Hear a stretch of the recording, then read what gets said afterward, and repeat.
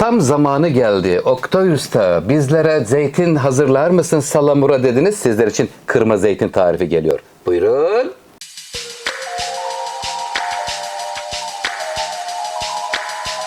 Kıymetli seyircilerim, pazarlardaki tezgahlar bir güzel. Her mevsim Cenab-ı Allah'ım ayrı nimetler veriyor bizler için. Yeşil zeytinleri gördüm. Şimdi güzel sizler için şöyle kırma, güzel bir zeytin hazırlayacağım. Salamura zeytin hazırlayacağız. Bakalım detaylarıyla birlikte inşallah elimden geldiğince sizlerle paylaşacağım. Şimdi böyle güzel iri iri zeytinler çok da hoşuma gitti. Hangi yörenindir? Lütfen yorumlara yazmayı unutmayın.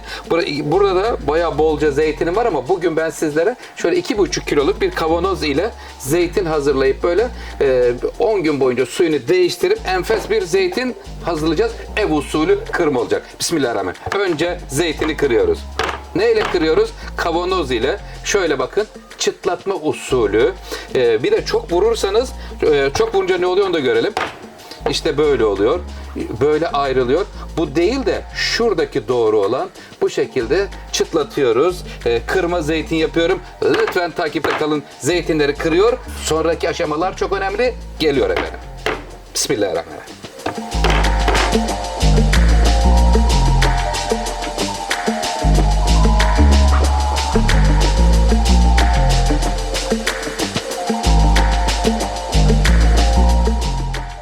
Kavanozumuz, Allah ne yapıyorsun Oktay Usta? Zeytin altından çıkmış. Ben boş alana vurunca bir anda bir patlama çatlama sesleri geldi. Kıymetli seyircilerim, %100 şu anda kavanozumuz doldu. Şu an benim tarifim kırma zeytin olacak. Şimdi detaylara geliyoruz. Burası çok önemli. Hızlı bir şekilde zeytini salamura edip yemek istiyorum diyen seyircilerimiz için 10 gün boyunca her gün suyunu değiştireceksiniz kıymetli seyircilerim. Sonrasında inşallah sizlerle paylaşacağım. Bu suyu ben buraya kolay dökebilir miyim çocuklar? Şansımı deneyeyim. Bismillahirrahmanirrahim. Dökebiliyormuşum ya. Niye korkuyorsun Oktay Usta? Evet, suyu böyle full çeşme suyunu dolduruyoruz. Günde bir sefer böyle suyunu doldurup kıymetli seyircilerim 10 gün boyunca suyunu değiştireceğiz. 8. günde tadına bakın. Acılığı çıktıysa tuzlu ve salamura bölümüne geçebilirsiniz. Çıkmadıysa 10. Çıkmadı. 11 oldu. Yine çıkmadı. Devam edin. Tam böyle damak zevkinize acılığı gelinceye kadar suyunu vermeye devam ediyorsunuz. Lütfen takipte kalın. Acısı çıkıyor. Salamurayı birlikte hazırlıyoruz.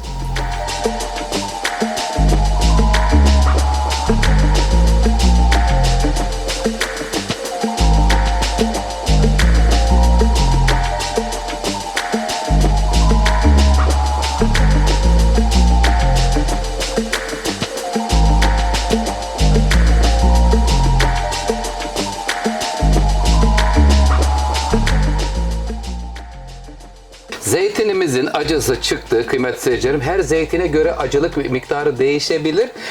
10 günde bizimki çıktı. Şimdi yanlarına limonu dizdim. Limon tuzu koyanlar da var. Siz limon tuzu mu koyuyorsunuz, limon mu koyuyorsunuz? Ben limon dilimleri koydum. Bismillahirrahmanirrahim. Sevgimizi veriyoruz. Şimdi salamura zeytinimizi hazırlama bölümüne gelmiş bulunuyoruz. Acısı tamamen çıktı. Sizler çizik zeytin mi yapıyorsunuz? Salamura kıymetli seyircilerim, yoksa benim yaptığım gibi çıtlatmalı zeytin mi yapıyorsunuz? Lütfen yorumlara yazın. Sizlerin tarifleri bizler için önemli. Her şey paylaştıkça güzel. Şimdi burada 1 litreye göre 1 yemek kaşığı kristal kaya tuzu. Bismillahirrahmanirrahim. Burada 2,5 kiloluk bir kavanozumuz var. 2,5 kavanoza 2,5 çorba kaşığı tuz veriyorum. Şöyle al. Şimdi geliyoruz su. Su işi çok önemli kıymetli seyircilerim.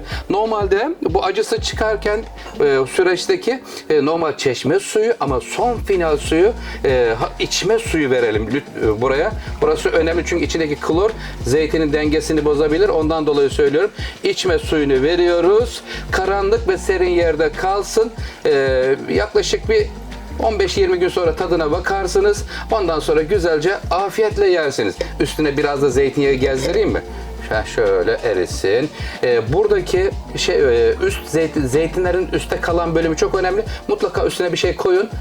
Üstteki kuru kalmasın. Kuru kalırlarsa kuruyup oradan küflenme yapıp tadını bozabilir. Ondan dolayı mutlaka bir baskı uygulayın. Biraz da zeytinyağı ver Oktay Usta.